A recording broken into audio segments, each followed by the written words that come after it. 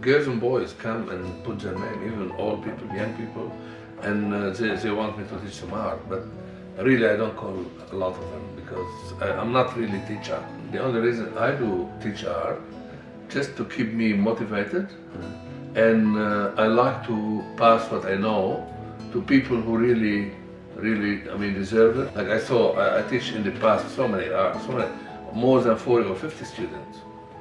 And some of them I have to send home because I said, stop, you're not an artist. So you can come here for the next 5 years, you're not going to get nothing. For example, Atusa, she's already been in art. I think she have a university degree, and the other one the same, Alina, she's been in art too, like visual art. And they all been taught art from somebody else. So what they knew about art and what I teach them is something really new, because what they like about my art is the X factor. Like they just been amazed how I could get any normal scenery or normal people or normal model into something really eye-catching when I do art. So when I start teaching them, and I let them do whatever they know about it. I give them a photograph, just do it, and they do it the way they know, and it can be like interesting. It's not very interesting, and then they said, "Oh no, we have to do it again. Like take everything out and do it again." Yeah. And then I said, "Okay, leave it." And I can see exactly what it has to be done for it. So I hold the brush of them and I mix some color. In about, say, 20 seconds, I turn this painting into something very interesting. And that's what they like about it. You know what I mean? They just want to learn that. Yeah. How could you do that? How could you do something not interesting into something very interesting? If you are a really good artist, you will create something, or you will learn something from this year to create, and that's what I always say, an X factor in every painting I do. It has to be something catching people. And for example, lots of people come to me to the exhibition and they buy my art, for example. They're not really interested in art. They're just passing by, normal people, plumber, engineer, pilot, whoever, all sorts of people. They just stop, and first thing they say, well, we normally not artist buyer, but we like what we see. What you did is stop us, and what we have to do, just like we talk to you to know exactly how you do it, and they end up buying painting in the end. Cool. Because they said we can live with it. I can live with this painting. So this is the main thing. If you can live with the painting, you buy it. But to make you live with the painting, you have to be really know what you're doing. And that's what I teach the girl exactly, because the girls is want to learn how they can do something interesting, and they've been painting, but really they doesn't like what they do. But when they start with me, like Atusa told me something so many times, she said, if it's not for you, she said, God loved me when I see you. She saw me in Hapon City, and she said, do you take class? I said, yes, what you do, and I know exactly her background, and I know her, she's very keen to learn. I said, yes, I'll take you, I'm just gonna start a class soon. She said, if it's not for you, I will leave art completely. I'm gonna leave this career completely. But now she's very happy, her and even Natalia, she started, and then she said, no, not for me. And then Alina, she convinced her to come back. When she come back and she started her first painting, and she see what I'll do with her into the painting to make it interesting, she's now come before them. She's just like to learn more, you know. My plan for them is for them and the other people like them, because I'm trying to build a team of artists who can do my technique and help me with my exhibition, because I'm getting exhibitions everywhere. I'm getting more well known everywhere. So I found it very hard for me to keep going, I mean, one-man show without help. So when I teach people how to do it, and I know they're my student, and I teach them everything they know, I will have confidence in the future. So what they're doing exactly what I teach them. And they really work in my theme. So, for example, if I put another artist in my exhibition, even people who knows me, they straight away know there's somebody else. But if I put Atusa or Alina after I teach them, you won't know, because they do my technique. So, and I teach them exactly what I do. It's a secret, which is I build it up for years and years, and I'll try to pass it to them. And so far they're very loyal to me, and I'm trying to help them establish themselves, be a good artist, share with me all my exhibitions, and I'll be concentrated on the most probably difficult painting or big painting or whatever. If they do some other painting with me, which will be a good help for me in my exhibition. They're gonna share with me all the exhibitions. I'm not sure about if it's all of them, but I know Atusa will, Alina will. I'm planning to do exhibition in America and Europe, and they're gonna travel with me, and they will. By that time, hopefully, they will be good. I'm trying to put lots of stress on them to do the good job and give them confidence, because my art needs lots of confidence. Sometimes when the painting finish, they have no heart to touch it, because they think they're gonna ruin the painting. And all of a sudden, I took the brush and I go just boom into the painting, like just put the brush into the painting, and that's what make an X factor in the painting. And this is need a courage.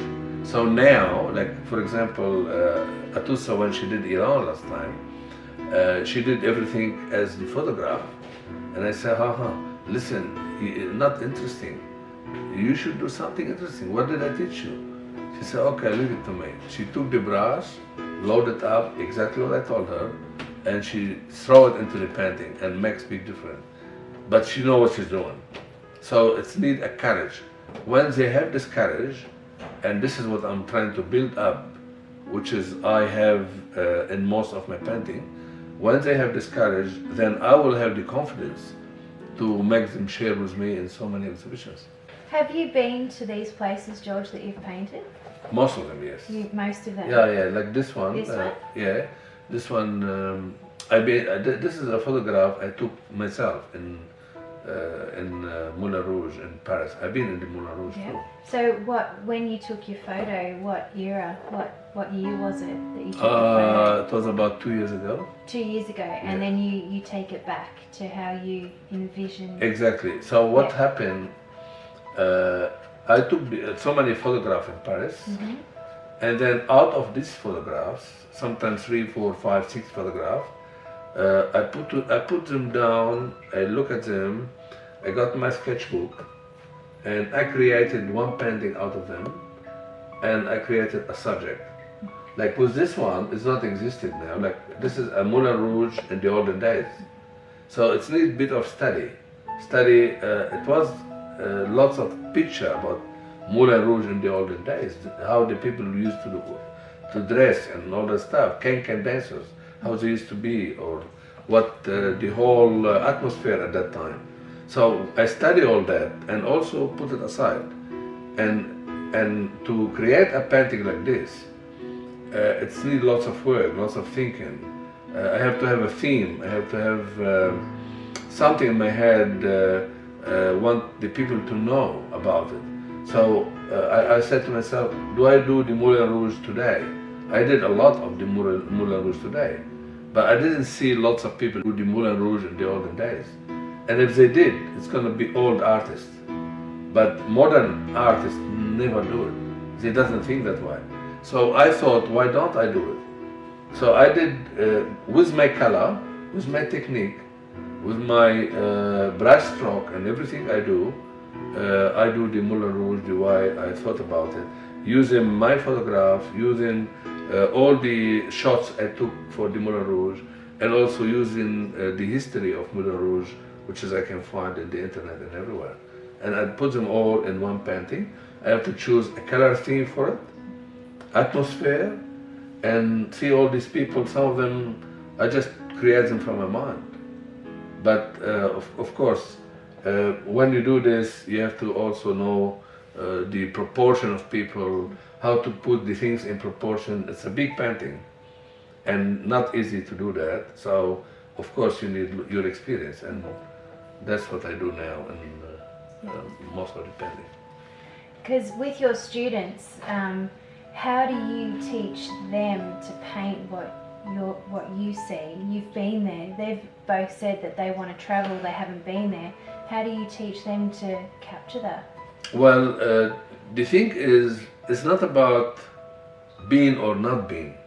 It's about how to handle the paint or the art, the knowledge about the art.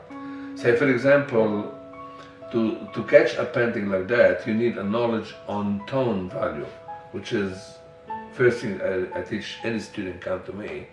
I teach them the tone value, which is artistically agreed around the world about 9 tones. The artist 9 tones, which is from dark, we call it the darkest dark to the lightest light, from black to white. Between those one, it's got 9 value or 9 tones, equal in between each other. Say 20%, 20%, 20% until darker dark. You understand? So when they know all that, then I teach them how to see the world in these tones. All right? So when also they know that, then they can apply it to anything they around them. You can apply them to the people. You want to paint a person, you want to paint city, you want to paint models, whatever you want to paint. If you know the tone value, then you can know exactly what sort of, or otherwise we call it temperature of color. Temperature of color. It's a temperature, like for example red. Red, it's mostly red when you see it very close. But when you go far, it'll become red, but not as red as close. Dark, like for example black, when it's close, it'll become darker. The same black, you put it back, the atmosphere will take the color away, and it'll become the same way when you go to a Ballarat, for example, and as you go, you see the city from far or the mountain from far, you see it like blue, but it's not really blue. As you come closer, you can see it darker and darker and darker, and then you can start to see the color. And that's what we teach the students. So once they knew all these facts, then they can apply it in their art. So it doesn't matter really if they've been there or not been there. They can turn any photograph into a good piece of art from what I teach them, the technique I teach them. This is one thing. The other thing also, which is I start teaching also still life. I can put you here, look at you, and paint you as you are. And this is something also need the knowledge about the tone, the tonal value, direction, light and dark. And say if I want to paint you, I don't look at you all the details. I half close my eyes.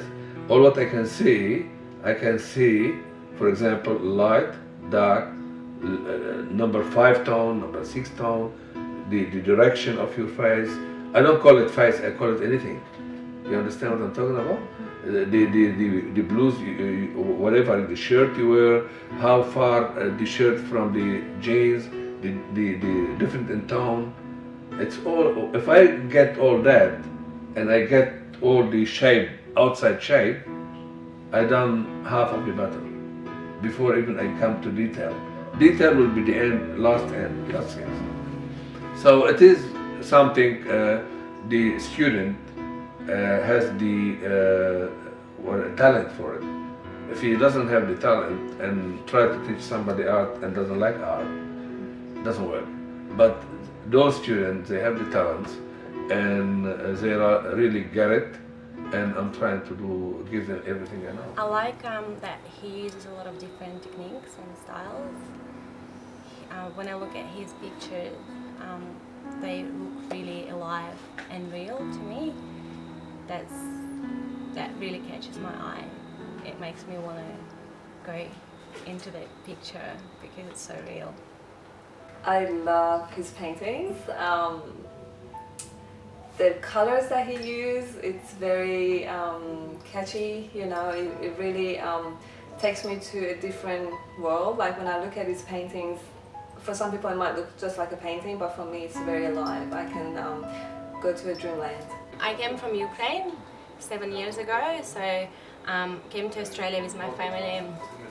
I have a bit of artistic background as well, so I finished art school. George is an artist, really inspiring, very talented, gifted, amazing artist, with great work that he's done all over the years. And yeah, I love his paintings. You can get an inspiration from anywhere pretty much, but most of the times it's creative people and artworks. So exhibitions, different exhibitions. I go and visit a lot of different exhibitions and art. So just different techniques. I would love to have exhibitions around the world. I would like to sell my paintings, to be able to put my artworks out there for people to enjoy, and just travel. I love his